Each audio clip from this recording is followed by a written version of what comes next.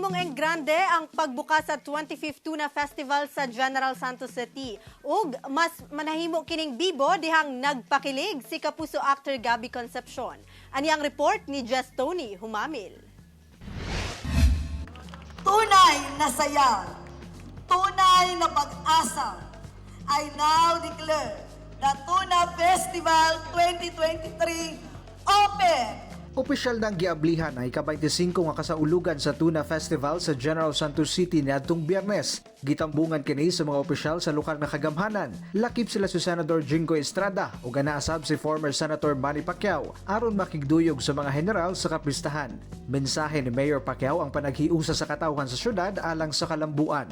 Highlight ato sa opening ang gipahigayong ceremonial slicing sa dakong tuna. Pagpasalamat sab kini sa abundang ani sa tuna sa syudad nga garbo gayod sa mga general. Gani, lakip si kapuso actor Gabby Concepcion sa misalmot sa ceremonial slicing kung diin iyang natilawan ang lamiang fresh tuna sa Jansan. Lakip sab sa mitilaw ang mga misaksi sa aktibidad. Lefty! Taod-taod, nag-perform na si Gabby kung asa todo ang kilig sa mga kapusong general. Ilabi na ang fans nga nakaduwit niya on stage. Gwapo kayo siya, promise. Mura siya niya kong ultimate crush nga tiguang. Happy kayo. Gwapo kayo siya. Happy. Idol ako na. Nagpasalamat sab si Gabby sa mainitong pagdawat kaniya sa mga general. Oh, Jess, nag-enjoy ako talaga. Sobra.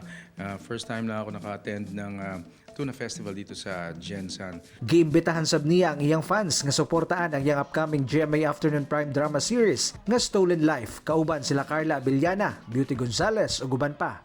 By the way, I'm here. I'd like to invite everybody to watch yung aming teleserye ni Carla Abellana and ni Beauty Gonzales. Jensan, happy 25th Tuna Festival. Kauban si Gary Balantay sa kamera. Ako si Jess Tony Humabil para sa One Mindanao.